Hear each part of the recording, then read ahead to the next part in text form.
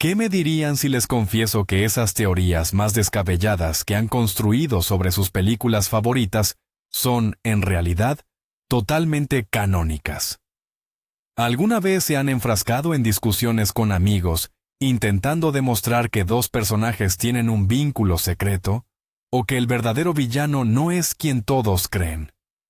Hoy nos sumergiremos de lleno en el fascinante mundo de las teorías de fans que, partiendo de simples rumores y debates en foros, se han transformado en verdad oficial y confirmada.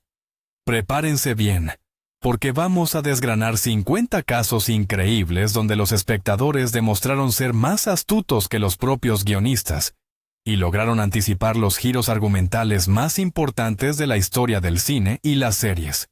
Después de ver este video, comenzarán a observar los Easter eggs y los pequeños detalles desde una perspectiva completamente nueva. ¿Quién sabe?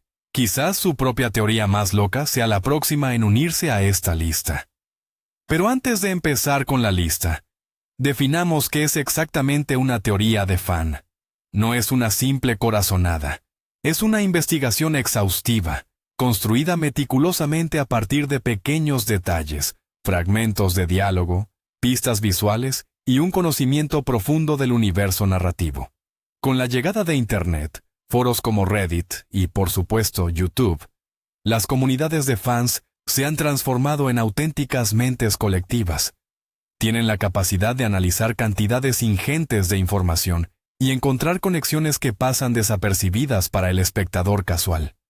A veces, los propios creadores de las obras ignoran o rechazan estas teorías, pero en ocasiones, muy de vez en cuando, lo cual las hace aún más valiosas, dicen: sí, caramba, tenían razón. Es precisamente de esos 50 casos de los que hablaremos hoy. De los momentos exactos en que el genio colectivo de los fans consiguió la victoria definitiva. Empecemos con un clásico absoluto, una teoría que ha sido el principal debate en la comunidad de la fantasía durante décadas. Hablamos, por supuesto, de Canción de Hielo y Fuego, y de la famosa teoría R más L igual a J. La esencia es simple. Jon Nieve no es el hijo bastardo de Ned Stark. Él es, en realidad, el hijo de Rhaegar Targaryen y la hermana de Ned, Lyanna Stark. Los seguidores de los libros reunieron las pruebas minuciosamente, juntando migajas de información. Se preguntaban, ¿por qué el noble Ned Stark, un modelo de honor, habría engañado a su esposa? ¿Y por qué hablaba de manera tan ambigua sobre la madre de Jon? La evidencia clave fueron las últimas palabras que Lyanna, moribunda en la Torre de la Alegría, le susurró a su hermano. «Prométemelo, Ned». Los fans supusieron que le estaba pidiendo proteger a su hijo recién nacido de Robert Baratheon, quien había jurado exterminar a todos los Targaryen. Además, el propio título, Canción de Hielo y Fuego, sugería una alianza entre los Stark, el hielo, y los Targaryen, el fuego. Pasaron años de discusión hasta que la 6ª temporada de la serie Juego de Tronos mostró la visión de Bran. En ella, vimos a una joven Lyanna, agonizando con un recién nacido en brazos, el cual le entregó a Ned. Fue un triunfo de la deducción de los fans que cambió por completo el panorama político de Poniente, e hizo de Jon Nieve el legítimo heredero del trono de hierro. Viajemos al universo de Harry Potter. Aquí también surgió una teoría que parecía demasiado oscura para ser cierta, pero que terminó siendo el núcleo central de toda la historia. Hablamos de la teoría de que el mismísimo Harry Potter era, de hecho, uno de los Horrocruxes de Voldemort. Los fanáticos estuvieron meditando durante mucho tiempo sobre la extraña conexión entre el niño que vivió y el Señor Tenebroso. ¿Por qué Harry hablaba Parcel, la lengua de las serpientes, que era un rasgo distintivo de los herederos de Slytherin? ¿Por qué su cicatriz dolía cuando Voldemort estaba cerca o experimentaba emociones intensas? ¿Y por qué sus varitas eran gemelas?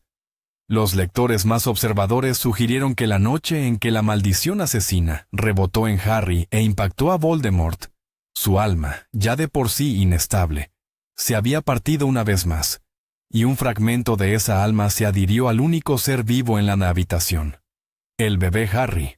Esto explicaba su conexión mental y las extrañas habilidades que manifestaba el joven. J.K. Rowling confirmó esta teoría en Las Reliquias de la Muerte, cuando Harry vio la verdad en los recuerdos de Snape. Significaba que, para lograr la victoria definitiva sobre Voldemort, Harry debía morir. Un giro increíblemente trágico y poderoso que los fanáticos lograron descifrar mucho antes del gran final. Y ahora, hablemos de una teoría tan evidente como brillante, cuya confirmación provocó una ovación en las salas de cine. Nos referimos, por supuesto, al universo cinematográfico de Marvel y a la figura de Stan Lee. El legendario creador de cómics aparecía en cada película con divertidos cameos. Fue DJ en un club de striptease, guardia de seguridad, veterano de guerra o conductor de autobús. Los fans pronto empezaron a bromear. ¿Y si no se trata solo de personas diferentes que se parecen entre sí? ¿Y si es el mismo personaje viajando a través del espacio y el tiempo? Así nació la teoría de que Stan Lee era el observador. En los cómics, los observadores son una antigua raza alienígena, que monitoriza todos los acontecimientos del universo, pero sin intervenir jamás. La explicación perfecta para la naturaleza de todos esos cameos. Y fue en la película Guardianes de la Galaxia Volver después, cuando el director James Gunn la convirtió en canon. En una escena vemos a Stan Lee con un traje espacial, sentado en un asteroide y contándole historias a un grupo de figuras altas y encapuchadas, los mismísimos observadores. Él dice textualmente, «Esa vez que fui un repartidor», haciendo una referencia directa a su cameo en Capitán América, Civil War. Fue un homenaje magnífico tanto al creador como a los fans, transformando una simple serie de bromas en una parte oficial del lore de Marvel. ¿Recuerdan la clásica película de Disney, Aladdin? Justo al inicio, aparece un comerciante callejero que intenta vendernos una lámpara mágica, y de paso, nos introduce en la historia. Lo más interesante es que fue doblado por el mismo actor que hacía del genio, el gran Robin Williams. Además, si se fijan bien, el vendedor tiene 4 dedos, igual que el genio, y viste ropa azul con un fajín rojo. Los fans no tardaron en atar cabos y lanzaron una teoría. Este comerciante no era otro que el propio genio, libre al fin, viajando por el mundo y relatando la aventura de su mejor amigo Aladdin. Era una teoría adorable y conmovedora que hacía el final de la película mucho más emotivo. Sin embargo, durante años, esto se quedó solo en una simple especulación. Pero fue en 2015 cuando los directores de la película, Ron Clements y John Musker, finalmente dieron una respuesta oficial al respecto. Confirmaron que sí, que esa había sido su intención creativa desde el principio. De hecho, la escena final planeada era que el comerciante se quitara el turbante y revelara que era el mismísimo genio. Lamentablemente, la escena fue eliminada durante el montaje, pero la idea original se mantuvo. Así que la próxima vez que vean Aladdin, recuerden, la historia de su mejor amigo se la está contando el inigualable y libre genio. Adentrémonos en el universo de la alta tecnología y la crisis existencial. La serie Westworld. La primera temporada estuvo plagada de misterios, pero el principal giraba en torno a 2 personajes clave. El bondadoso e ingenuo William, que visita el parque por primera vez, y el cruel y cínico Hombre de Negro, obsesionado con encontrar un misterioso laberinto. Los fans en Reddit no tardaron en detectar ciertas inconsistencias y propusieron una teoría audaz. La serie estaba mostrando 2 líneas temporales a la vez. Es más, William y el Hombre de Negro eran la misma persona en diferentes etapas de su vida. Las pruebas estaban por doquier. El logotipo del parque que veía William era de una versión antigua. Algunos anfitriones que él conocía ya habían sido dados de baja o estaban en desuso en la línea temporal del Hombre de Negro. Y lo más importante, sus historias eran un reflejo la una de la otra. William se enamoraba de Dolores, mientras que el Hombre de Negro estaba completamente obsesionado con ella. Los seguidores crearon esquemas y diagramas complejos para demostrar su acierto. Y en el final de temporada, su teoría se confirmó al 100%. El hombre de negro reveló que, mucho tiempo atrás, había visitado el parque junto a su futuro cuñado. Se enamoró, pero le rompieron el corazón y, a raíz de esa decepción, se transformó en la persona que conocemos. Fue un giro de guión espectacular que el público logró descifrar mucho antes que los propios guionistas. De vuelta al universo cinematográfico de Marvel, aunque esta vez el caso es más bien puntual, no por ello menos intrigante. En la película Iron Man 2 hay una escena breve, pero inolvidable. Durante el ataque de los drones en la Stark Expo, uno de los robots apunta directamente a un niño pequeño que lleva puesto un casco de juguete de Iron Man. El niño levanta la mano valientemente para enfrentarse al dron, y justo en ese instante, el verdadero Iron Man aterriza detrás de él, destruye el robot y le dice: «Buen tiro, chaval». Durante años, no fue más que un niño adorable y anónimo, pero los fans, conocidos por su obsesión con los detalles, lanzaron la gran pregunta: ¿y si ese niño fuera un joven Peter Parker? El tiempo y el lugar coincidían perfectamente. La exposición se celebró en Queens, donde vive Peter. Además, el niño ya era un entusiasta de la ciencia y admiraba a Tony Stark. Esta teoría estuvo circulando por Internet durante muchos años, hasta que en 2017 Tom Holland, el actor que interpreta a Spider-Man, la confirmó durante una entrevista. Holland reveló que lo había comentado con el presidente de Marvel Studios, Kevin Feige, quien le dijo: «Sí, demos por hecho que así fue». Más tarde, esto se confirmó de manera oficial. De esta forma, lo que parecía un momento pequeño e insignificante, se convirtió en el primer encuentro entre dos de los héroes más grandes del universo Marvel, añadiendo aún más profundidad a su relación futura. La icónica película Blade Runner, de Ridley Scott, nos dejó una de las preguntas más trascendentales de la historia del cine. ¿Es su protagonista, el cazador de replicantes Rick Deckard, un replicante? Los seguidores se polarizaron en dos bandos. Los partidarios de la teoría señalaban el famoso sueño de Deckard con el unicornio. En la versión del director, otro personaje, Gaff, le deja un origami con forma de unicornio. Esto sugería que los sueños de Deckard eran, en realidad, recuerdos implantados conocidos por sus creadores. Los detractores, en cambio, argumentaban que aceptar esto destruía la idea principal del film sobre la búsqueda de la humanidad. El propio Ridley Scott ha afirmado repetidamente que, para él, Deckard es inequívocamente un replicante. Sin embargo, el actor Harrison Ford siempre insistió en lo contrario. La disputa duró décadas. Parecía que la secuela, Blade Runner 2049, pondría el punto final. En ella, Deckard había envejecido, algo atípico en los modelos antiguos de replicantes. No obstante, la película nunca ofreció una respuesta directa, dejando la incógnita abierta. Pero para la mayoría de los fans y, lo que es más importante, para el propio creador de este universo, la teoría es la correcta. Deckard es una máquina que caza otras máquinas, y ahí reside la principal tragedia de su existencia.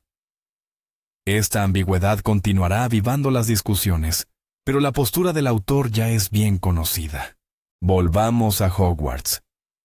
Dejando de lado el tema de los Horrocruxes, había otro gran misterio que rodeaba a Albus Dumbledore y a su familia. Las novelas de Harry Potter nos cuentan la trágica historia de su hermana, Ariana.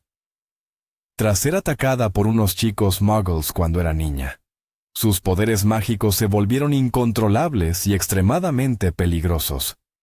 Accidentalmente, mató a su propia madre y más tarde, murió durante un trágico duelo entre Albus, su hermano Aberforth, y Gellert Grindelwald. Cuando los fans leyeron esta descripción, enseguida trazaron un paralelismo con un nuevo concepto que se introdujo en la película: animales fantásticos, y dónde encontrarlos: el Obscurus. Un Obscurus es una entidad mágica oscura e incontrolable, que se desarrolla en los niños magos que reprimen sus habilidades. El comportamiento de Ariana encajaba perfectamente con la descripción de un Obscurus. La teoría sugería que Ariana Dumbledore fue el primer Obscurus conocido de este universo, y una vez más, J.K. Rowling confirmó las sospechas de los fans. En una entrevista, ella declaró abiertamente que sí, que Ariana era un Obscurus, y que esta tragedia definió en gran medida la vida posterior de Dumbledore y su lucha contra Grindelwald. Este conocimiento arroja una luz nueva y aún más sombría sobre la historia del mago más grande de todos los tiempos. ¿Qué tal si te cuento sobre una teoría que fue validada en otra saga completamente diferente? Al comienzo de La Sirenita, vemos cómo el barco del príncipe Eric se hunde trágicamente en medio de una gran tormenta. Años después, llega a la pantalla el éxito, Frozen. En ella, los reyes de Arendelle, padres de Anna y Elsa, emprenden un viaje por mar y mueren. Los fans se dieron cuenta de inmediato de un detalle. La ruta de los reyes pudo haber cruzado Dinamarca, que es donde transcurre la acción de La Sirenita. Así nació la teoría. El barco hundido que la pequeña Ariel explora es, ni más ni menos, que el navío de los padres de Anna y Elsa. Esto unía de forma muy elegante las dos películas en un solo universo. Durante mucho tiempo, esto fue solo una divertida especulación. Pero luego, Chris Buck, uno de los directores de Frozen, y quien casualmente también trabajó en Tarzán, echó más leña al fuego. Buck declaró que, según su versión personal, los reyes de Arendelle no murieron ahogados, fueron arrastrados a una costa desierta en medio de la jungla, donde tuvieron un hijo, ni más ni menos que Tarzán. Y solo después de ese nacimiento fueron asesinados por un leopardo. Obviamente, esto no es canon oficial al 100%, pero el hecho de que los propios creadores apoyen y desarrollen estas teorías entre bambalinas dice mucho. Para millones de seguidores de Disney, esto se convirtió en una confirmación extraoficial, pero muy bien recibida, de la existencia de un único y mágico universo de cuentos de hadas. La aclamada serie Breaking Bad es famosa por su obsesión con los detalles, y precisamente una de las teorías de los fans se basaba en un elemento aparentemente minúsculo. En la segunda temporada, Jesse Pinkman comienza a salir con una chica llamada Jane. Su padre, Donald, trabajaba como controlador de tráfico aéreo. Después de que Walter White permite que Jane muera de una sobredosis, su padre, devastado por el dolor, comete un error fatal en su trabajo. Desvía 2 aviones de pasajeros al mismo curso, lo que desencadena la terrible colisión aérea sobre Albuquerque. Los seguidores de la serie sugirieron que la conexión era mucho más profunda. Empezaron a buscar cualquier referencia a estos vuelos antes del desastre, y la encontraron. En un episodio, mucho antes de la tragedia, aparece un reportaje en televisión sobre un cuadro perdido de Georgia O'Keeffe. Al final de la temporada, cuando se muestran los restos de los aviones, se puede distinguir el mismo oso de peluche rosa con un ojo roto que aparecía en aquella pintura. Es decir, la serie hacía una sutil referencia a la catástrofe con antelación, conectándola directamente con el arte, algo que Jane apreciaba mucho. El creador de la serie, Vince Gilligan, confirmó que todos estos detalles se incluyeron intencionalmente. No se trata de una simple coincidencia, sino de un ejemplo brillante de guionismo, donde hasta el más mínimo detalle importa. Y los fans, por supuesto, lo descifraron. Viajemos a una galaxia muy, muy lejana. Antes del estreno del episodio 7 de Star Wars, el origen de la nueva protagonista, Rey, era el misterio que acaparaba todas las miradas. Los fans elaboraron decenas de teorías. ¿Era la hija de Luke Skywalker? ¿La nieta de Obi-Wan Kenobi? ¿O acaso la reencarnación de Anakin? Sin embargo, existía una teoría mucho más oscura, basada en ciertos detalles. Su estilo de lucha era notablemente agresivo, algo que recordaba al de Palpatine. Además, su inmenso poder en la fuerza era innato y no requería un entrenamiento prolongado, otra similitud inquietante con el emperador. Así nació la suposición. Rey era descendiente de Darth Sidious, el emperador Palpatine. A muchos les disgustaba esta idea. La consideraban demasiado simple o predecible. No obstante, la película El ascenso de Skywalker terminó confirmando precisamente esta teoría. Se reveló que Rey era, de hecho, la nieta de Palpatine, a quien su padre había ocultado en Jakku para protegerla de su abuelo. Si bien esto generó mucha controversia en la comunidad, no se puede negar que los fans que apostaron por esta hipótesis acertaron. Vieron indicios donde otros solo veían casualidades, y terminaron prediciendo uno de los giros argumentales clave de la nueva trilogía. Una de las películas con el giro de guión más famoso es El sexto sentido, de M. Night Shyamalan. Pero, ¿qué pasaría si les dijera que muchos espectadores descifraron el twist principal mucho antes de que terminara la película? La teoría era sencilla. El personaje de Bruce Willis, el Dr. Malcolm Crowe, está muerto desde el inicio. Un antiguo paciente lo asesinó en la primera escena, y toda su interacción posterior con el mundo es, en realidad, a través del niño, Cole, quien, como ya sabemos, ve gente muerta. Los espectadores más atentos notaron las pistas. Malcolm nunca habla con nadie más que Cole. Su esposa lo ignora constantemente, como si él no estuviera allí. No puede abrir la puerta de su propia oficina. Además, usa la misma ropa que llevaba puesta la noche en que murió. Cuando esta teoría surgió por primera vez, muchos la consideraron un simple spoiler o una invención. Sin embargo, la escena final, donde Malcolm finalmente se da cuenta de la verdad, puso todo en su lugar. Este es uno de esos casos en los que la teoría era tan lógica y estaba tan respaldada por la evidencia que su confirmación terminó siendo solo una formalidad. La película misma daba todas las claves, y los fans más observadores simplemente lograron ensamblarlas en una imagen completa. La serie Must Doctor Who está llena de misterios, pero uno de ellos ha atormentado a los fans durante años. ¿Quién es River Song? Se trata de la misteriosa arqueóloga que conoce el futuro del Doctor, pero que para él es una total desconocida. Sus líneas temporales viajan en direcciones opuestas. Cuando ella lo conoce por primera vez, ya sabe su nombre e incluso muere por él. Y cuando él la encuentra, no tiene ni idea de quién se trata. Los fans elaboraron muchísimas teorías sobre sus orígenes. La más popular y, a la vez, la más descabellada, era que River Song era Melody Pond, la hija de los compañeros del Doctor, Amy y Rory. Esto se respaldaba con el hecho de que, en un episodio, River le susurra al Doctor su verdadero nombre, algo que solo la persona más cercana a él podría hacer. Además, en otro capítulo, se revela que la palabra River, río, significa song, canción, en el idioma de una de las civilizaciones de los bosques Gamma. El guionista Steven Moffat se encargó de confundir a la audiencia magistralmente, pero finalmente terminó confirmando la sospecha. En el episodio, Un buen hombre va a la guerra, se descubre que el bebé de Amy y Rory fue secuestrado para convertirlo en un arma contra el Doctor. Y al final del capítulo, River revela que ella es, de hecho, la versión adulta de Melody Pond. Fue un momento impactante y muy emotivo que, sin embargo, los fans habían predicho con una precisión increíble. En el universo del cómic, existe una historia que durante mucho tiempo fue considerada simplemente una audaz invención de los fans. Hablamos del famoso arco argumental La broma asesina, The Killing Joke, de Alan Moore, que narra una de las versiones sobre el origen del Guasón.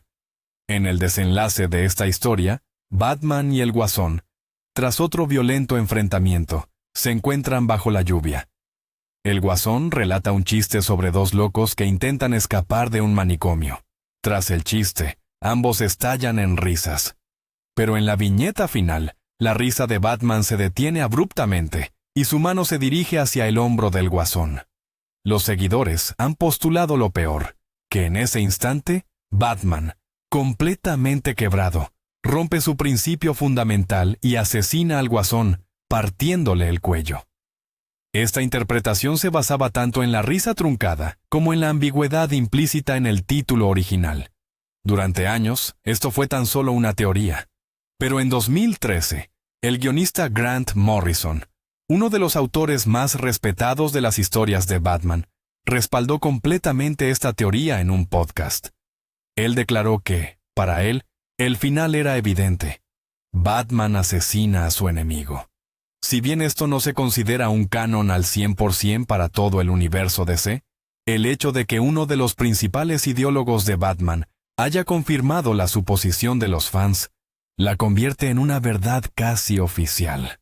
La película Up de Pixar arranca con una de las escenas más conmovedoras de la historia de la animación, un montaje que nos muestra toda la vida de Carl junto a su esposa Ellie. Tras la muerte de Ellie, Carl decide cumplir el sueño que ambos compartían: viajar a las cataratas del paraíso. Pero, ¿y si la historia fuera mucho más oscura? Una popular teoría de los fans sugiere que Carl Fredricksen falleció mientras dormía, justo la noche antes de ser ingresado en el asilo.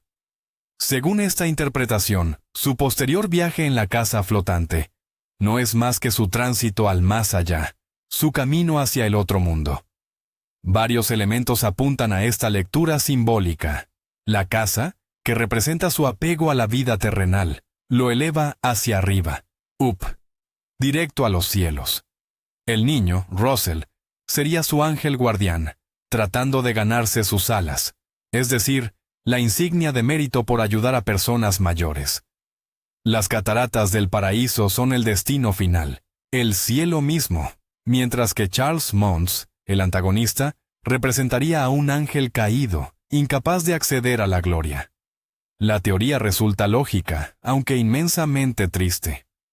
No obstante, si lo pensamos bien, esta perspectiva no arruina la belleza de la historia, sino que le añade una capa de profundidad fascinante. Pixar nunca ha confirmado ni desmentido esta interpretación de manera oficial. Sin embargo, la estructura narrativa y el simbolismo son tan potentes que para muchos seguidores, esta se ha convertido en la verdadera esencia de la película. Es uno de esos casos en los que la confirmación de los creadores es totalmente innecesaria, pues las pistas están a la vista. La serie ¿Cómo conocí a vuestra madre? Narró durante 9 temporadas la historia de cómo Ted Mosby conoció a la madre de sus hijos. Pero a medida que la trama avanzaba, los fans empezaron a notar señales inquietantes. Todas las historias sobre la madre, Tracy, se contaban sistemáticamente en tiempo pasado.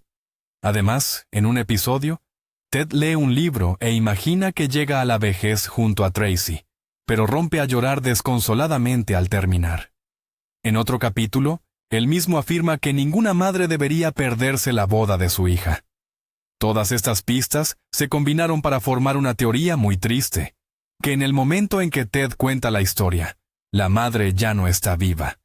Ella había muerto, y Ted les narraba todo a sus hijos para, inconscientemente, obtener su permiso para pasar página y volver con Robin. Esta teoría fue extremadamente impopular. Después de 9 años de espera, la audiencia se negaba a creer en un final tan trágico y acusaban a sus defensores de ser excesivamente pesimistas. Sin embargo, el final de la serie confirmó exactamente esa versión. Tracy, en efecto, había fallecido a causa de una enfermedad, y Ted, al final, se reunía con Robin. Esto generó una tormenta de indignación, pero los fans que habían estado siguiendo de cerca las pistas resultaron tener razón. Ellos descifraron la amarga verdad que los guionistas habían ocultado hasta el último momento. La película Alien, de Ridley Scott, generó un universo entero. Pero desde la primera entrega, hubo una incógnita que mantuvo en vilo a los seguidores.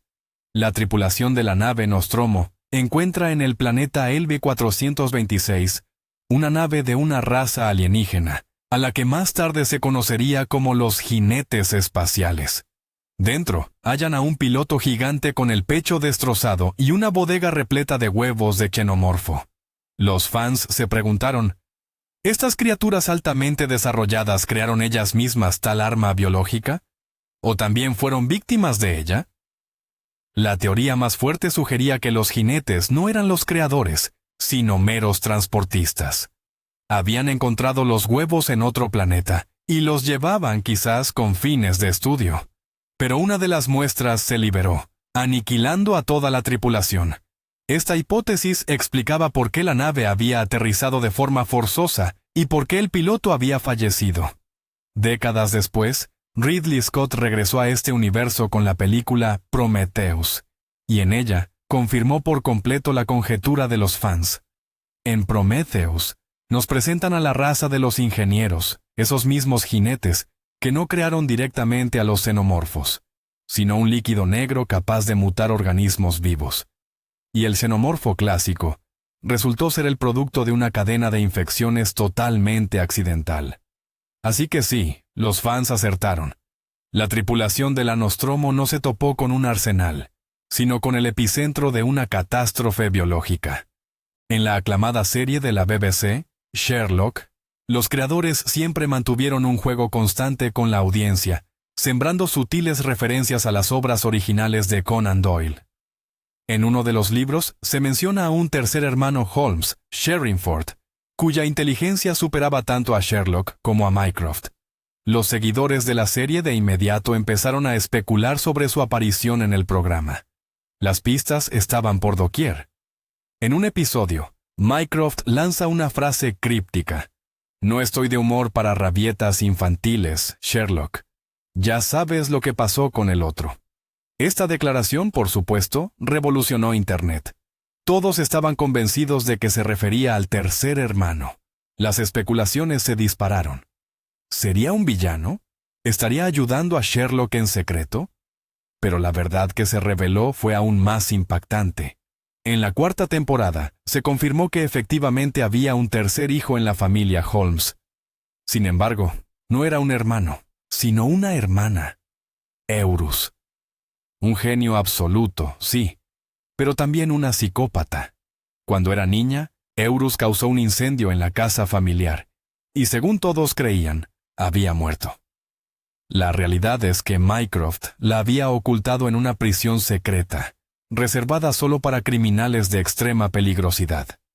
Así que, en lo esencial, los fans tenían razón. El tercer Holmes existe. Solo se equivocaron con el género, pero el misterio principal fue resuelto correctamente. Aquí tenemos un ejemplo de una teoría que los propios creadores confirmaron, aunque con cierta reticencia inicial.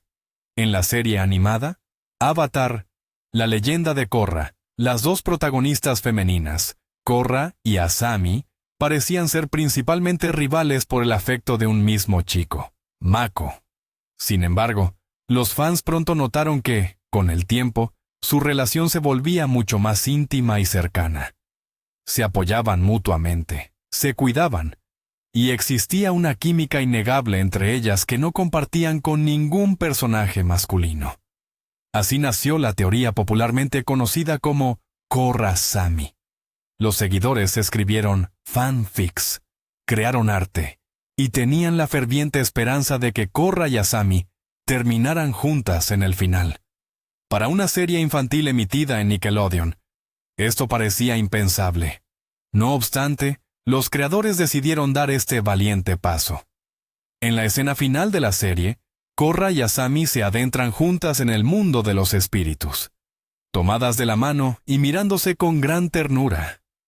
El momento fue ejecutado con mucha sutileza, sin besos ni declaraciones explícitas. De hecho, muchos espectadores ni siquiera captaron la indirecta.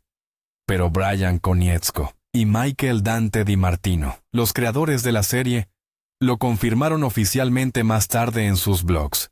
Sí, Korra y Asami son una pareja. Están enamoradas. Este fue un paso monumental para la representación LGTBQ+ en la animación infantil. Todo gracias a los fans que detectaron y creyeron en este amor. El Club de la Lucha, de David Fincher, es otro clásico cuyo final de culto fue descubierto por los espectadores más perspicaces mucho antes del desenlace. La teoría principal afirmaba que el narrador, interpretado por Edward Norton y Tyler Durden, a quien da vida Brad Pitt, eran la misma persona. Más bien, Tyler era el alter ego del narrador, su proyección, la encarnación de todo lo que él deseaba ser: valiente, libre y anarquista.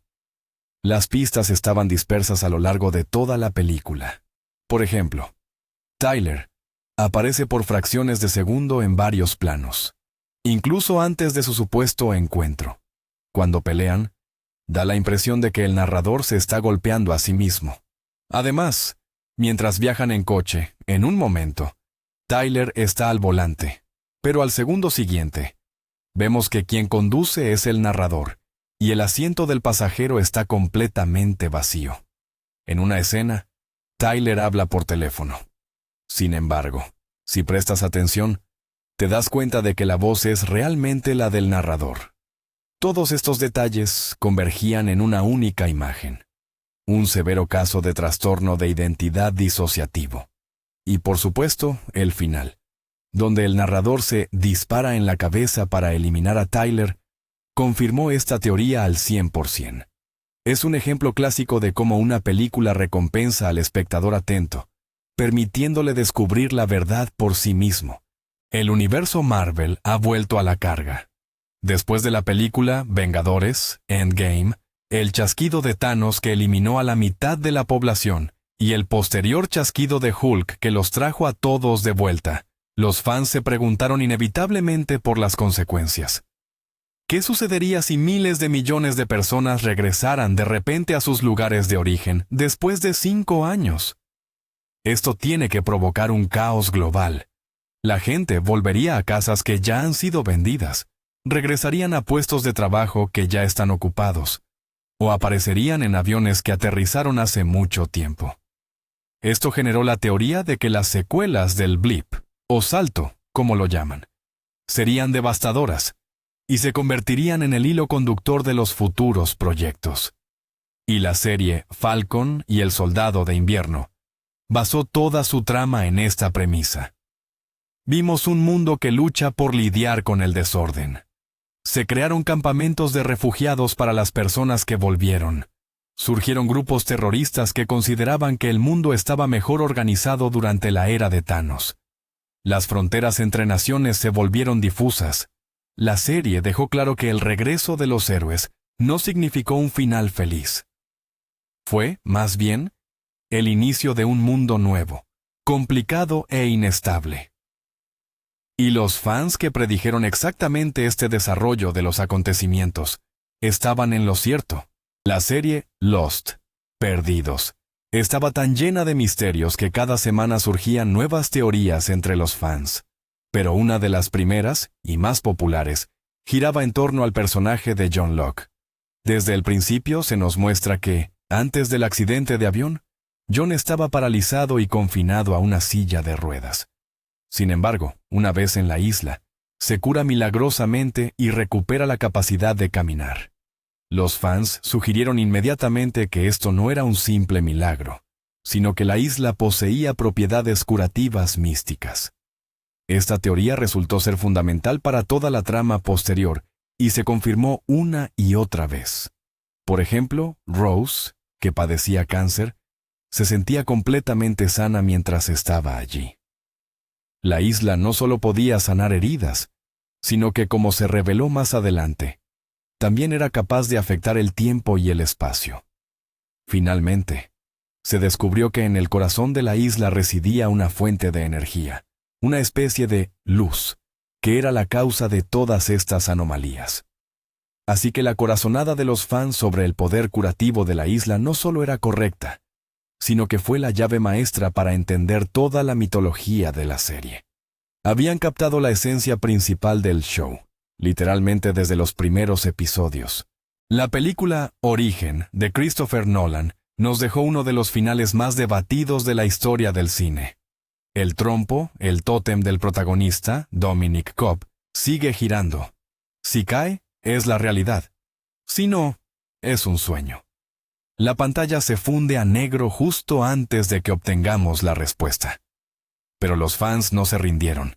plantearon una teoría que no depende del trompo, la teoría del anillo de bodas. Los espectadores más atentos se dieron cuenta de un detalle clave. A lo largo de toda la película, Cobb solo lleva el anillo de casado cuando está dentro de un sueño. En las escenas que transcurren en la realidad, su dedo está libre. Y ahora, analicemos la escena final. Cobb cruza el aeropuerto y se reencuentra con sus hijos. En ese momento, en su mano no hay rastro del anillo de bodas. Para los seguidores, esto se convirtió en una prueba irrefutable. El final es real, y Cobb está verdaderamente en casa. El propio Christopher Nolan siempre ha evitado dar una respuesta directa, argumentando que para Cobb el dilema ya no tiene importancia. Sin embargo, jamás desmintió esta pista del anillo. Es un pequeño detalle, fácil de ignorar, pero que ofrece una respuesta clara a la pregunta central de la película. Y fueron precisamente los fans quienes lo descubrieron. En la serie animada de Disney, Gravity Falls, los enigmas no eran un mero añadido a la trama, eran el ADN mismo del show. Cada episodio escondía mensajes cifrados que los fans se dedicaban a descifrar utilizando diferentes códigos. Uno de los misterios principales giraba en torno al autor de los diarios que Dipper había encontrado. Durante los créditos de cada capítulo, aparecía fugazmente una página con un criptograma.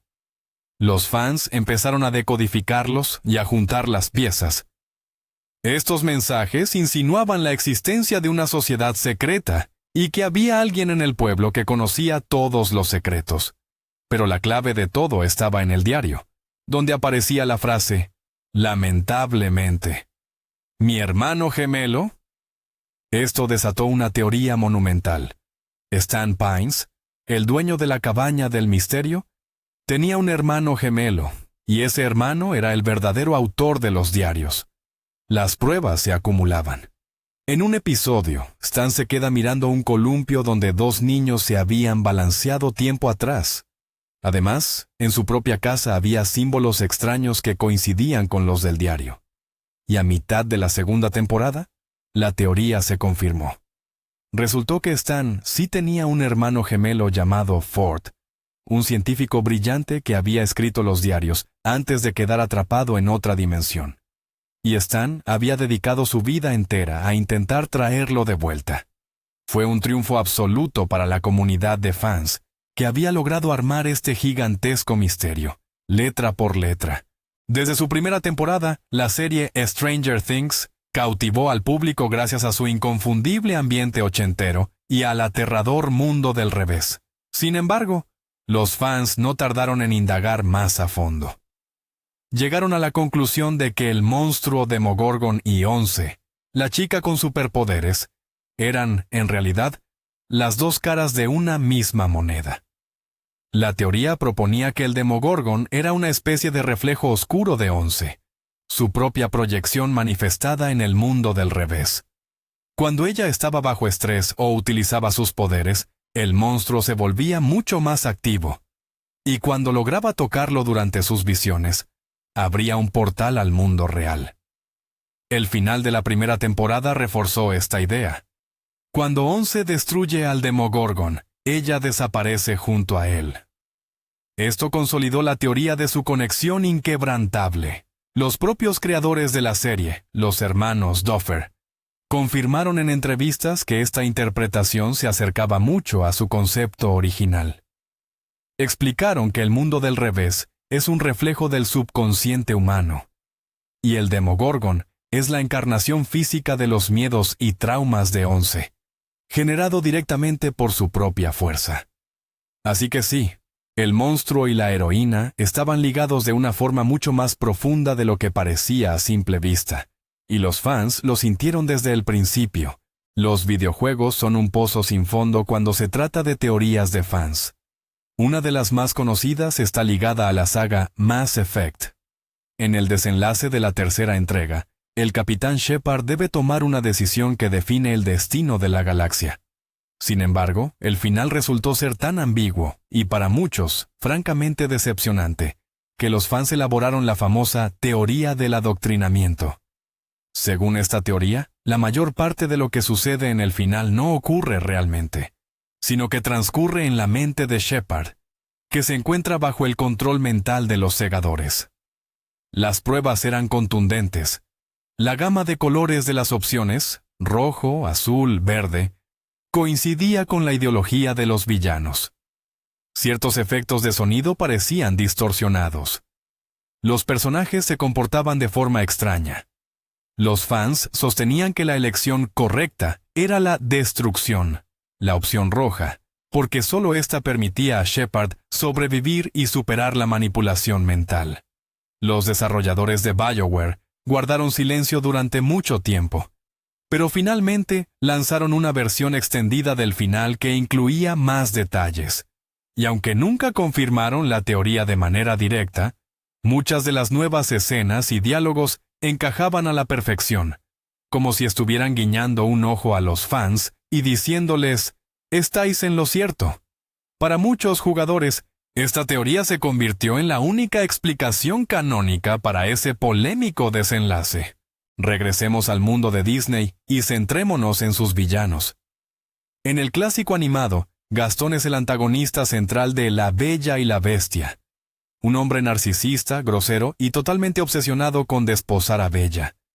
Pero, ¿y si el verdadero malvado no es él? Una teoría popular entre los fans sugiere que la villana de la historia es la mismísima hechicera que lanzó la maldición sobre el príncipe Adam. Analicemos los hechos. Ella impone un maleficio a un niño de 11 años, simplemente porque éste se negó a dejar entrar a una anciana desconocida, en mitad de la noche, debido a su apariencia. Es una reacción demasiado cruel para un error cometido por un niño. Además, no solo lo castigó a él, sino a todos los sirvientes, quienes eran completamente inocentes. Le dio hasta su 21º cumpleaños para encontrar el amor verdadero, o de lo contrario, la maldición sería permanente para todos. En esencia, condicionó la vida de docenas de personas inocentes al éxito amoroso de un adolescente transformado en monstruo. Esta teoría incluso recibió una confirmación inesperada en la versión de acción real de 2017. En esta adaptación, se revela que la hechicera, bajo el disfraz de Agathe, estuvo viviendo en el pueblo todo ese tiempo, observando cada suceso sin intervenir hasta el último momento. Esto convierte su personaje en algo aún más siniestro. Ella no solo castigó, sino que orquestó un cruel y elaborado experimento social.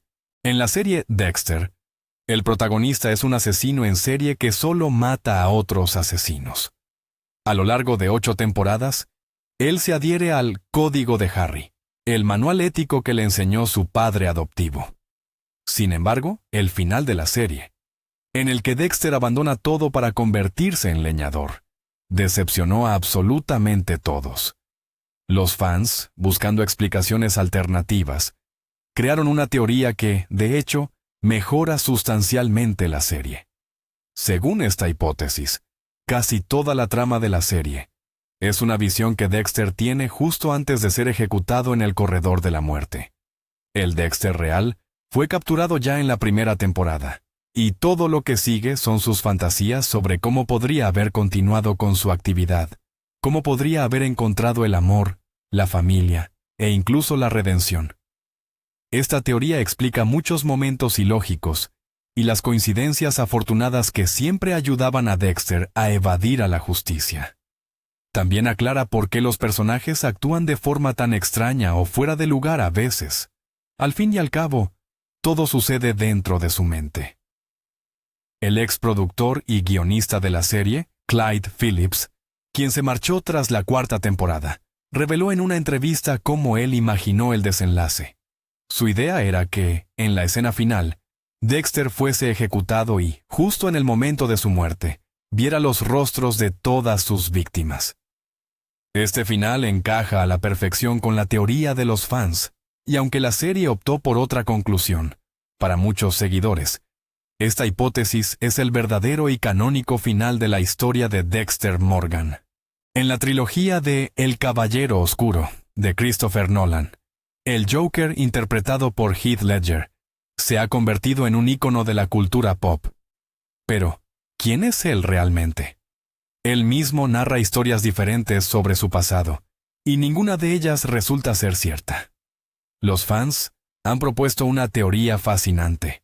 El Joker es un exmilitar, un especialista en operaciones psicológicas que sufre de trastorno de estrés postraumático. Hay muchos indicios que apoyan esta idea. Maneja magistralmente las armas y los explosivos. Es un estratega y táctico brillante, capaz de anticipar los movimientos de la policía y la mafia con varios pasos de ventaja. Su filosofía del caos no es más que una reacción a los horrores de la guerra que presenció. Él no busca dinero. Su meta es demostrar que la civilización es solo una delgada capa, bajo la cual se esconde la locura total. Continuamente pone a prueba a la gente, sometiéndolos a situaciones límite, como vimos en la famosa escena de los 2 ferries. Esta teoría carece de confirmación directa, pero explica tan bien todos los aspectos del personaje, sus habilidades, sus motivaciones y su demencia, que ha sido ampliamente aceptada por la comunidad de fans. Esta visión transforma al Joker de un simple sociópata en una figura trágica, un producto fallido del mismo sistema que se esfuerza por desmantelar. La serie Breaking Bad vuelve a nuestra lista, y esta vez lo hace con una fascinante teoría sobre el verdadero origen de la fortuna de Walter White. Al comienzo de la serie, Walt y sus antiguos socios, Elliot y Gretchen Schwartz, fundaron la empresa Grey Matter. Walt vendió su participación por tan solo $5,000, y poco después, la compañía valía miles de millones. La versión oficial es que Walter se asustó por el éxito y decidió marcharse. Pero los fans han planteado que la verdadera razón es mucho más profunda. La teoría sugiere que Grey Matter se basó en las investigaciones de Walt en el campo de la cristalografía. Sin embargo, este tipo de investigaciones requerían componentes muy costosos que Walt, como estudiante con problemas económicos, no podía pagar. Y aquí viene la clave. Él empezó a cocinar metanfetamina para poder financiar su trabajo científico. Esto explicaría por qué comenzó a producir la droga con tanta facilidad y profesionalismo en el episodio piloto. Ya tenía experiencia. Según la teoría, Walter se marchó de la compañía porque Elliot y Gretchen descubrieron su pasado criminal. Para proteger la reputación de Grey Matter, le compraron su parte. Esta hipótesis convierte toda la serie en una historia trágica sobre un hombre que intentó escapar del mundo criminal toda su vida, pero que, inevitablemente, terminó volviendo a él cuando le diagnosticaron cáncer.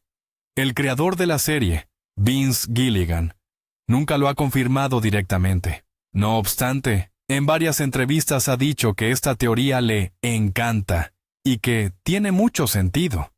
El mundo de Harry Potter nos ofrece otra fascinante teoría relacionada con las reliquias de la muerte. La historia de los 3 hermanos, narrada en el cuento del bardo Beedle, describe a 3 magos que lograron burlar a la muerte, recibiendo de ella 3 obsequios: la varita de Saúco, la piedra de la resurrección y la capa de invisibilidad. Los fans encontraron en este relato una asombrosa similitud con el destino de los 3 protagonistas principales.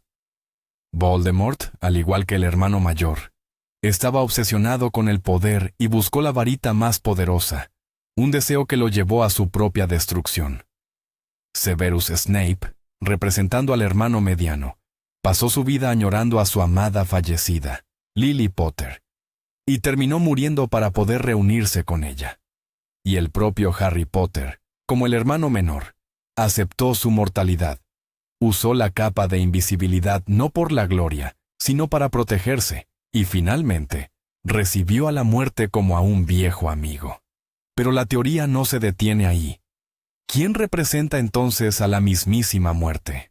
La respuesta es Albus Dumbledore. Fue él quien, en diferentes momentos de su vida, poseyó las 3 reliquias de la muerte.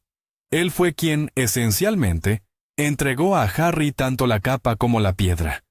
Y fue su propia muerte la que se convirtió en el catalizador para la batalla final. Cuando esta teoría le fue presentada a J.K. Rowling, ella quedó encantada. La autora lo confirmó en Twitter. Dumbledore como la muerte. Es una teoría hermosa y encaja perfectamente para mí.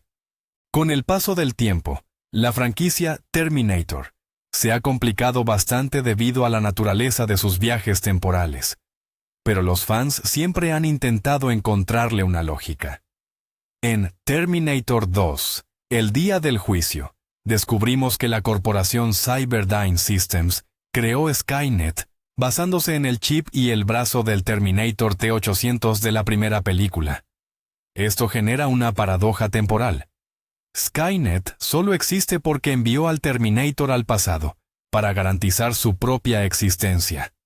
Los fans lo bautizaron como el bucle de predestinación. La teoría sostenía que era imposible romper este ciclo, y cualquier intento de alterar el futuro solo aseguraba su cumplimiento. Y la película, Terminator Genesis, confirmó inesperadamente esta idea, aunque de una manera un tanto retorcida. En la nueva línea temporal, los héroes intentan prevenir el día del juicio una vez más, pero se revela que Skynet ya no es un simple programa militar, sino un sistema operativo global llamado Génesis. Es decir, al intentar destruir Skynet, los héroes en realidad facilitaron su evolución hacia una forma nueva y más avanzada. Esto reforzó la sombría teoría de los fans de que luchar contra Skynet es inútil, porque es una parte inevitable del desarrollo tecnológico, y cualquier acción en su contra solo sirve para acelerar su llegada. En la popular serie The Big Bang Theory, Sheldon Cooper tiene a su némesis jurada, el actor Will Wheaton, interpretándose a sí mismo. Su histórica rivalidad se originó cuando, siendo un niño, Sheldon asistió a una convención solo para conocer a Wheaton, pero este lo dejó plantado. Los fanáticos siempre encontraron esta historia un tanto extraña y sospecharon que había algo más profundo detrás. Comenzaron a teorizar que, en realidad, Will Wheaton es la antítesis de su personaje. Es decir, no es malvado ni egoísta, sino una persona amable y de buen corazón que tuvo una razón de peso para faltar a aquella convención. Su rol de villano en la serie era simplemente una fachada que mantenía para molestar a Sheldon. Esta teoría se confirmó en un episodio clave. Will Wheaton le revela a Leonard que el día de la convención, lamentablemente, su abuela había fallecido, por lo que tuvo que asistir al funeral. De hecho, intentó disculparse con Sheldon en varias ocasiones, pero este siempre se negó a escucharlo. Este giro cambia completamente la dinámica de su relación. Durante años, Sheldon había odiado a una persona que en realidad no le había hecho ningún mal, mientras Will soportaba estoicamente sus ataques. Esto dotó al personaje de Wheaton de mucha más profundidad y humanidad, dando la razón a todos los fans que siempre sospecharon de su buen corazón. La película Duro de Matar es un clásico indiscutible del cine de acción. Pero los fans siempre se han preguntado, ¿por qué el plan del villano principal, Hans Gruber, era tan absurdamente complejo? Secuestrar un rascacielos, tomar rehenes, exigir la liberación de terroristas, y todo eso solo para entrar en la bóveda y robar unos bonos. La teoría sugiere que el plan original de Hans era muy diferente, y que la llegada de John McClane lo alteró por completo. Inicialmente, Gruber pretendía simplemente abrir la caja fuerte de forma silenciosa e inadvertida durante la fiesta navideña, mientras todos estaban distraídos. Pero entonces, apareció McClane. Forzando a Hans a improvisar, montó todo un espectáculo de terrorismo para desviar la atención de la policía y el FBI, mientras sus hombres trabajaban tranquilamente en la bóveda. Esta teoría ha sido confirmada por el guionista de la película, Stephen E. de Souza. Él reveló que, según el concepto original, en una de las escenas McClane y Hans debían sincronizar sus relojes, y se descubriría que ambos usaban modelos idénticos. Esto habría sido una sutil pista de que ambos eran hombres del sistema, simplemente en lados opuestos de la barricada. Y sí, el guionista confirmó que la aparición de McClane obligó a Hans a convertir un simple atraco en un acto terrorista. Así que John McClane no solo detuvo el robo, sino que, de hecho, fue él quien lo provocó. En la primera temporada de la serie True Detective, los detectives Rust Cole y Marty Hart investigan una serie de asesinatos rituales que están vinculados al culto del Rey Amarillo. A lo largo de toda la temporada, siguen la pista de la familia Tuttle, un clan influyente cuyos miembros ocupan puestos de alto nivel. Sin embargo, en el episodio final, solo logran atrapar a un único ejecutor, un jardinero llamado Errol Childress. Esto decepcionó a muchos espectadores, quienes creyeron que los verdaderos villanos se habían escapado de la justicia. Pero los fans desarrollaron rápidamente la teoría del círculo plano del tiempo, la cual se basa directamente en la filosofía de Rust Cohle. Según esta interpretación, la historia es inherentemente cíclica y el mal nunca puede ser erradicado por completo. La captura de Childress no es el final definitivo, sino solo la conclusión de una vuelta en la espiral. El culto Tuttle seguirá existiendo, y en el futuro surgirán nuevos héroes que volverán a enfrentarse a él. El creador de la serie, Nick Pizzolatto, confirmó por completo esta interpretación en una entrevista. Él comentó que dejó el final abierto intencionalmente para mostrar que el mundo no se divide simplemente en blanco y negro. Los detectives ganaron la batalla, pero no la guerra. Y este conflicto cíclico entre el bien y el mal continuará eternamente. Así que los fans que vieron en el desenlace no una debilidad del guión, sino una profunda idea filosófica, estaban en lo absolutamente correcto. Nietzsche. La serie animada Samurai Jack narraba la épica historia de un samurái que fue transportado al futuro distante por el malévolo villano Aku. A lo largo de 4 temporadas, Jack luchó incansablemente para volver a su propio tiempo. Sin embargo, el final se quedó en un punto bastante abierto. 13 años después, llegó la 5ª y última entrega, que sorprendió a todos por su tono mucho más oscuro y adulto. En esta nueva etapa, Jack había perdido tanto su legendaria espada como la esperanza. Además, los fans se dieron cuenta de inmediato de que el mundo del futuro había cambiado drásticamente. Se había vuelto mucho más cruel, y la tecnología había avanzado a pasos agigantados. Esto dio origen a una teoría popular, que la brecha temporal entre la 4ª y la 5ª temporada no era de solo unos meses, sino de décadas. La teoría sugería que Jack había dejado de envejecer debido a un efecto secundario de su viaje temporal. Pero el mundo, bajo el constante yugo de Aku, continuaba su evolución. Finalmente, el propio creador de la serie, Genndy Tartakovsky, confirmó la impactante verdad. La 5ª temporada se desarrolla 50 años después de los eventos de la 4ª. Esta revelación explicó perfectamente la desesperación de Jack, la profunda alteración del mundo y por qué el samurái se mostraba tan agotado y brutalizado. 50 años de lucha inútil habrían quebrado el espíritu de cualquiera. Esta confirmación añadió una capa de tragedia y poder inmensurables al desenlace, demostrando una vez más la gran perspicacia de los fans. En el universo de Star Wars, existe un personaje que, debido a una desafortunada película, se convirtió en el blanco de todas las burlas: Jar Jar Binks.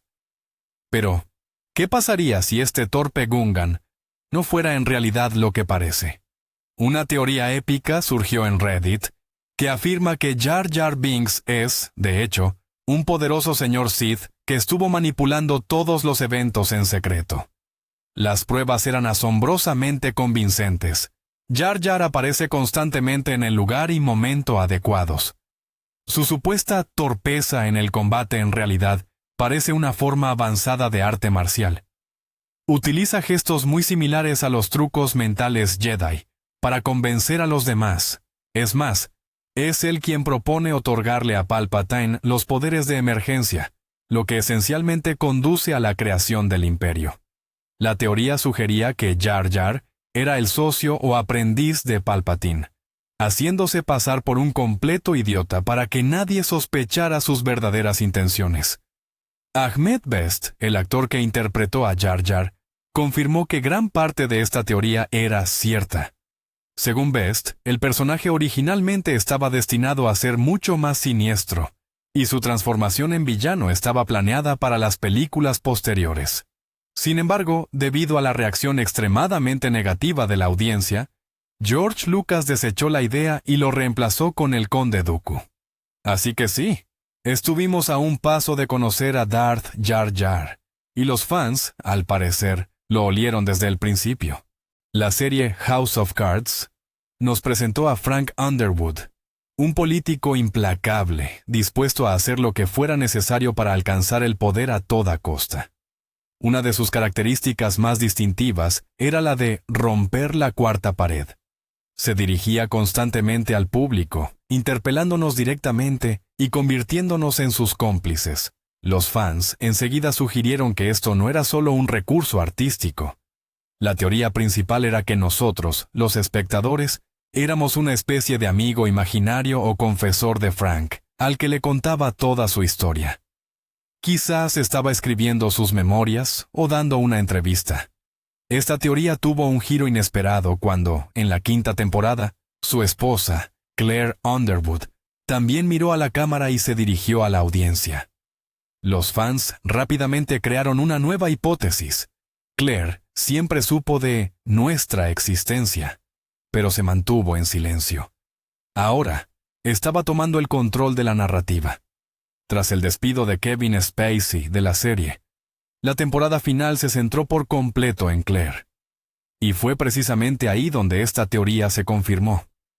Claire no solo nos hablaba, sino que luchaba contra Frank por nuestra atención, por el derecho a contar su propia versión de los hechos. El final reveló que la cuarta pared era, en realidad, un campo de batalla por el legado. Los fans que vieron en este recurso algo más que una simple peculiaridad técnica tenían razón. En la película Jurassic Park, hay una escena icónica donde el tiranosaurio Rex persigue un jeep. Los protagonistas gritan que deben acelerar, pero el T-Rex se mantiene pegado a ellos. Mientras tanto, el velocímetro del vehículo marca unos 35 millas por hora. Inmediatamente, los fanáticos paleontólogos levantaron la voz, asegurando que eso era imposible. Según los cálculos, un tiranosaurio no podía correr a más de 15 o 20 millas por hora. Este error se convirtió en un famoso gazapo cinematográfico. Sin embargo, en Jurassic World, se introdujo una nueva teoría que logró convertir este fallo en parte del canon oficial. En el nuevo parque, los dinosaurios se crean mediante ingeniería genética, mezclando ADN de distintas especies para hacerlos mucho más espectaculares. Uno de los personajes explica: ningún dinosaurio del parque es puramente de su especie. Siempre hemos mezclado ADN de rana para rellenar los huecos del genoma. Y ahora los estamos haciendo más grandes, más ruidosos y con más dientes. Esta frase fue la clave. Los fanáticos inmediatamente sugirieron que los dinosaurios del parque original tampoco eran puros. Su ADN también había sido modificado para que fueran más rápidos y aterradores. Por eso, aquel T-Rex fue capaz de correr a esa velocidad. El guionista de Jurassic World, Colin Trevorrow, confirmó que esta idea se había introducido intencionalmente para justificar las inexactitudes de la primera película. Así fue como una teoría de los fans corrigió, a posteriori, un error científico.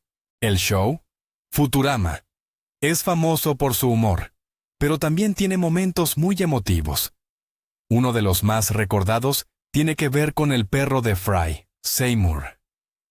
En un episodio, Fry encuentra los restos fosilizados de su perro y quiere clonarlo.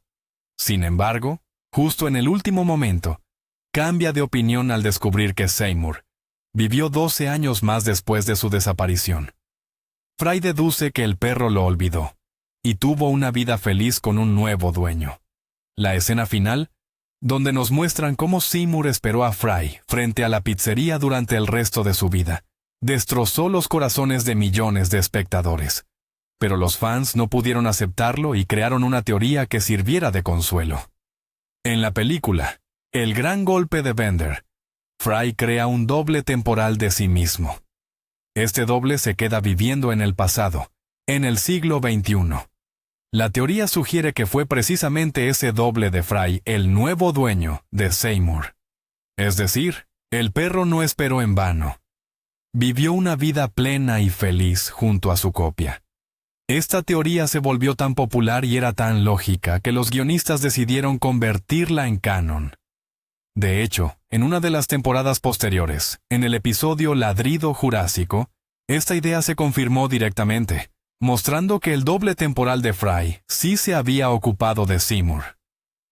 Así fue como los fans consiguieron arreglar una de las escenas más tristes en la historia de las series animadas. En la película Matrix, Neo descubre que toda su realidad no es más que una simulación por ordenador. Pero ¿y si esa revelación solo fuera la punta del iceberg? Los fans han ideado una elaborada y compleja teoría, la Matrix dentro de la Matrix. Según esta hipótesis, Zion, la ciudad de las máquinas, no representa el mundo real, sino un nivel de simulación aún más profundo. Este entorno habría sido diseñado por las máquinas específicamente para aquellos humanos que se niegan a aceptar la primera Matrix. Zion les ofrece una ilusión de lucha y libertad, pero en el fondo, siguen completamente controlados. Las pruebas que sustentaban esta hipótesis eran indirectas, pero extremadamente intrigantes. ¿Cómo es posible que Neo, al final de la segunda película, pudiera usar sus poderes en el mundo real y detener a los robots centinelas con solo la fuerza de su mente? ¿Y cómo logró el agente Smith poseer el cuerpo de un humano e infiltrarse en Zion? La teoría es clara. Esto solo sería posible si Zion fuera, de hecho, otra capa de programación. Las hermanas Wachowski jamás ofrecieron una respuesta directa. Sin embargo, en el videojuego The Matrix Online, que continuaba oficialmente la trama de la trilogía, se encontraron indicios que confirmaban esta hipótesis. Además, en la reciente película Matrix Resurrecciones, la idea de las simulaciones multinivel y el control absoluto de la realidad se convirtió en el eje central de la narrativa. Así, aunque nunca obtuvimos un sí definitivo, toda la evolución de la franquicia sugiere que los fans tenían razón, que, en realidad, nunca han habido una verdadera salida de la Matrix. En la primera película de Los Vengadores, hay una escena muy particular. Loki se rinde, entregándose al Capitán América y a Iron Man. Siempre resultó extraño, porque él tenía la fuerza para enfrentarlos sin problema. Los fans, sin embargo, teorizaron que se trataba de un plan maestro. Loki se entregó a propósito solo para acceder al Helicarrier de SHIELD y desmantelar al equipo de los Vengadores desde dentro. Su objetivo real no era simplemente conquistar la Tierra, sino enfrentar a los héroes entre sí, explotando sus debilidades y profundas contradicciones. Él sabía que a bordo estaba el cetro, que contenía la gema de la mente, y esta gema potenciaba las emociones negativas.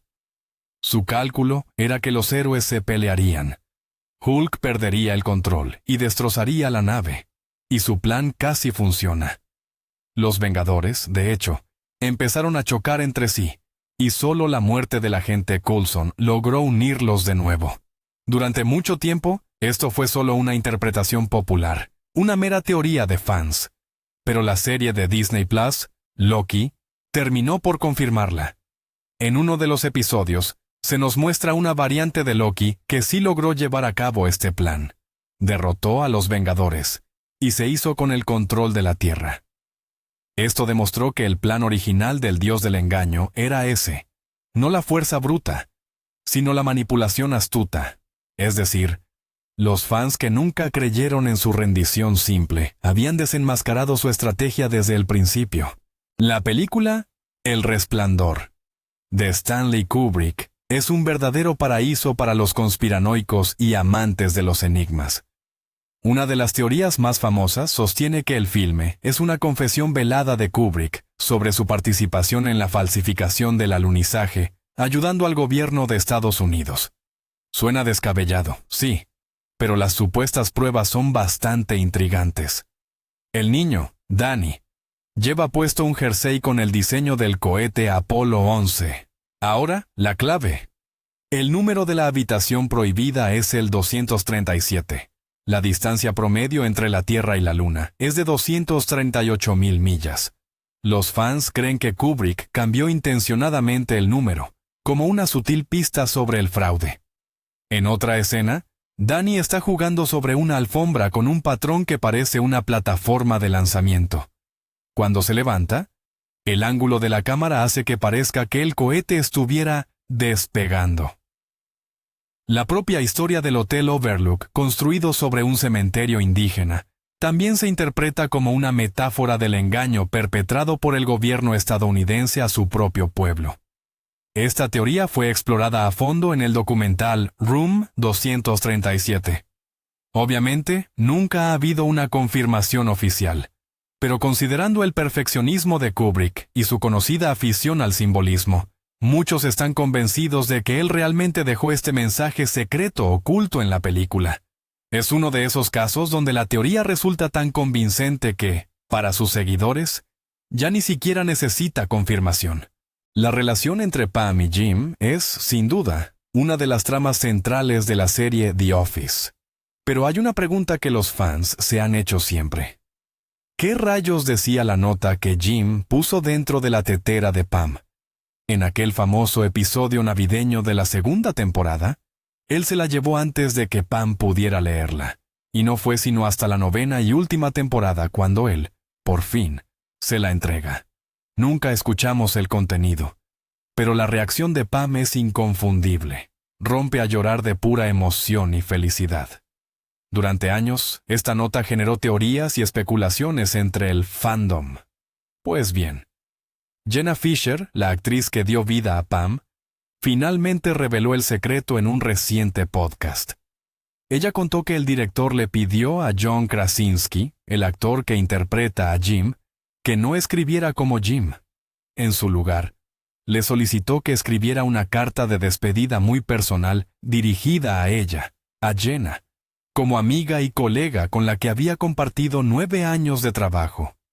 O sea, lo que realmente vemos en pantalla no es la reacción de Pam a lo que escribió Jim, sino la reacción genuina de Jenna Fischer a las emotivas palabras de John Krasinski. Fue un momento sumamente íntimo y emotivo que, sabiamente, el equipo de producción decidió conservar en el metraje final. De esta manera, la famosa teoría de los fans de que la nota contenía algo importante y personal resultó ser cierta. Y de hecho, fue un secreto mucho más conmovedor y real de lo que cualquiera podría haber imaginado. En la saga de Toy Story, el mayor temor de los juguetes es que Andy se haga mayor y deje de jugar con ellos. Pero, ¿qué ocurre realmente con los juguetes después de que eso pasa? Los fans se fijaron en un detalle. En una de las escenas, la madre de Andy lleva puesto un sombrero de vaquera, casi idéntico al que usa Jesse en la segunda entrega. Además, en la tercera película descubrimos que Jesse tuvo una dueña, Emily, quien también se hizo mayor y acabó regalándola. Y aquí es donde nace la teoría. La madre de Andy es, en realidad, Emily, ya convertida en adulta. Esto no solo explica el origen de su sombrero, sino también por qué trata con tanto afecto a los juguetes de su hijo. Ella ya vivió esa dolorosa despedida. Es una teoría que hace la historia aún más cíclica y, francamente, conmovedora. Lee Pitt, uno de los artistas de Pixar, lo confirmó de forma indirecta en una entrevista. Él comentó: «Verán, no puedo confirmar si es cierto o no, pero me encanta creer que lo es». Si bien no es una declaración oficial y rotunda, para la mayoría de los fans esta afirmación fue más que suficiente. Es un hermoso detalle que encaja a la perfección en el universo de Toy Story, y lo vuelve aún más profundo. En el universo de El Señor de los Anillos, las águilas siempre han sido un tema recurrente de debate. ¿Por qué no llevaron directamente a Frodo y Sam hasta el Monte del Destino? La respuesta oficial es sencilla. Eso habría llamado inevitablemente la atención de Sauron. Sin embargo, los fans han ido un paso más allá y han elaborado una teoría fascinante que explica por qué Gandalf siempre pareció tan seguro de que la misión triunfaría. Esta teoría sugiere que Gandalf, desde el inicio, ya tenía en mente utilizar a las águilas. Solo que no podía mencionarlo en voz alta, temiendo que Sauron se enterara de su plan, ya sea a través de Saruman o mediante un palantir. Su famosa frase en Moria, justo antes de caer al abismo: «Corred, insensatos», no sería un mero grito de desesperación. Sería, en realidad, una indicación directa y codificada. Les estaba pidiendo a sus compañeros que buscaran a las águilas y huyeran volando. Y esto explica por qué, al final de la historia, cuando Frodo y Sam están a punto de morir exhaustos en la ladera del volcán, Gandalf llega volando sobre las águilas. ¿La razón? El anillo ha sido destruido, y por lo tanto, Sauron ya no supone una amenaza. El plan puede ejecutarse abiertamente. Esta interpretación transforma a Gandalf de ser simplemente un mago sabio a un estratega brillante que tenía cada paso calculado. El propio Peter Jackson, director de la trilogía cinematográfica, afirmó en los comentarios de la película que esta interpretación le parece fantástica, e incluso sugirió que podría haber sido parte del concepto original de Tolkien.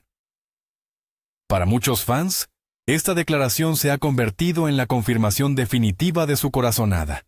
Expediente X es una serie que, por sí misma, se cimentó en las teorías de la conspiración. Sin embargo, una teoría fan muy popular no se centró en los extraterrestres, sino en los mismísimos protagonistas. A lo largo de toda la serie, la tensión y la química entre Mulder y Scully son palpables, aunque durante mucho tiempo se mantuvieron únicamente como compañeros de trabajo. Los fans estaban convencidos de que, en realidad, ambos estaban secretamente enamorados, e incluso sospechaban que podían mantener un romance a escondidas. Buscaban pruebas por doquier, en sus miradas, en sus gestos, y en cómo ponían en riesgo sus vidas el uno por el otro. El creador de la serie, Chris Carter, siempre defendió que su relación debía permanecer estrictamente platónica. Pero en la 7ª temporada, en el episodio Millennium, Mulder y Scully por fin se besan. Y en las temporadas y películas posteriores, se confirma que tuvieron un hijo juntos. Aquello fue la confirmación completa e indiscutible de la teoría de los shippers, es decir, los fans que apoyaban el emparejamiento romántico de los personajes. Estaban en lo cierto desde el principio. La historia de Expediente X no es únicamente una historia sobre la búsqueda de la verdad, sino también una gran historia de amor. Existe una teoría en la serie animada, Rick y Morty, que podría darle un giro total a cómo vemos el show. En un episodio, Rick le suelta a Morty una frase que resuena: «Te necesito, Morty». Nos quedan muchas más aventuras. 100 años Morty y Rick. Pero, ¿y si la verdad oculta es que Rick es, en realidad, un Morty ya adulto? La teoría sugiere que el Rick original lleva tiempo muerto o ha desaparecido, y que el Rick que conocemos no es más que un Morty del futuro que, al volverse tan genial y cínico como su abuelo, ahora viaja en el tiempo buscando corregir errores pasados o, simplemente, revivir sus mejores aventuras. Hay varios detalles que apoyan esta hipótesis. Ambos visten ropa muy similar. Además, de vez en cuando, Rick muestra una preocupación genuina por Morty, algo bastante inusual en su carácter. La prueba de que Morty tiene ese potencial reside en el episodio de Morty Malvado, donde comprobamos que es totalmente capaz de volverse tan inteligente y cruel como su abuelo. Los creadores de la serie, Dan Harmon y Justin Roiland, disfrutan jugando con los fans y nunca confirman ninguna teoría de forma directa. Sin embargo, en un episodio, Rick se transforma a sí mismo en un adolescente, y su apariencia es idéntica a la de Morty. Para los seguidores, este fue un guiño gigantesco, una pista innegable de que su alocada teoría podría ser cierta. De ser verdad, esta teoría añadiría una trágica profundidad a la historia, convirtiéndola en un relato sobre el interminable ciclo de la autodestrucción. En la película Mary Poppins hay una escena particular. El señor Dawes Jr., un personaje secundario, muere de la risa justo después de escuchar un chiste. Siempre ha parecido un detalle extraño y un poco inquietante, pero los fans encontraron una explicación. Postularon que Mary Poppins no es solo una niñera mágica, ella es algo más. quizás una entidad divina o incluso una señora del tiempo al estilo de Doctor Who. Ella aparece para corregir los problemas familiares y luego se va volando. Pero, ¿y si no solo ayuda, sino que también castiga? La teoría sugiere que el banquero avaro y malvado, el señor Dawes padre, era el verdadero problema. Mary Poppins habría orquestado su muerte por risa, liberando así a la familia Banks de su control y de su influencia. Durante mucho tiempo, esta teoría fue tratada como una simple broma. Sin embargo, en la película secuela, El regreso de Mary Poppins, reaparece un personaje interpretado por Dick Van Dyke, el mismo actor que interpretó al señor Dawes, padre en la original. Y este personaje confirma que su tío, el famoso banquero, murió efectivamente de la risa. Esta es una confirmación directa de un detalle aparentemente menor, que, retrospectivamente, convierte a Mary Poppins en una figura mucho más poderosa y hasta un poco aterradora. Los fans tenían razón. ¿Con esta niñera mejor no meterse? En la trilogía de Regreso al futuro, Marty McFly no deja de alterar el futuro con cada una de sus acciones en el pasado. Sin embargo, los fans más observadores notaron un detalle que sugiere que no solo cambió el futuro, sino también a sí mismo. Al principio de la primera película, Marty es solo un adolescente común y corriente, aficionado a tocar la guitarra. Pero después de su viaje a 1955, donde esencialmente inventa el rock and roll durante el baile escolar, algo dentro de él se transforma. Al final de la película, cuando regresa a 1985, su familia es ahora exitosa y feliz. La teoría de los seguidores sugiere que, en esta nueva línea temporal, Marty se convierte en una auténtica estrella de rock. ¿La prueba? Al final de la cinta, Doc le enseña un periódico del futuro que menciona a sus hijos. Pero luego, en la tercera película, cuando Marty se encuentra en el viejo oeste, descubre una lápida con su propio nombre y, lo más perturbador, la fecha de su muerte. Los fans ataron cabos. En una línea temporal, Marty se convierte en un músico famoso. En la otra, muere joven. El guionista Bob Gale confirmó en una entrevista que, de hecho, la idea principal que quisieron plasmar es que el futuro no está escrito, y que Marty tiene múltiples destinos potenciales, incluyendo una carrera como estrella de rock. Así que, aquellos seguidores que apostaron por el éxito musical de Marty estaban en lo cierto. Y así es como, 50 veces consecutivas, la sabiduría colectiva de los fans ha demostrado ser cierta. Desde giros argumentales grandiosos que cambian universos enteros, hasta esos pequeños y conmovedores detalles que añaden profundidad a nuestros personajes favoritos. Estas historias demuestran que los creadores de las obras y su audiencia están en un diálogo constante. A veces, los autores dejan intencionalmente migas de pan para los más observadores, y otras veces, la audiencia percibe cosas que los propios guionistas ni siquiera imaginaron, pero que al final resultan ser geniales. Esta es la magia de la cultura pop. Vive y evoluciona no solo en la pantalla, sino también en nuestras discusiones, debates y teorías. Gracias por quedarse hasta el final de este extenso video. Espero que hayan aprendido algo nuevo y que ahora vean estas historias familiares desde una perspectiva diferente.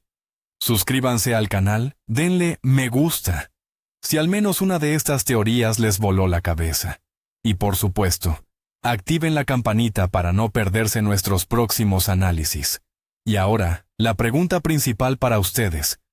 ¿Cuál es su teoría favorita de los fans que resultó ser cierta? O quizás tienen alguna teoría que todavía esperan y creen firmemente que se confirmará. Déjenmelo saber en los comentarios. Conversemos.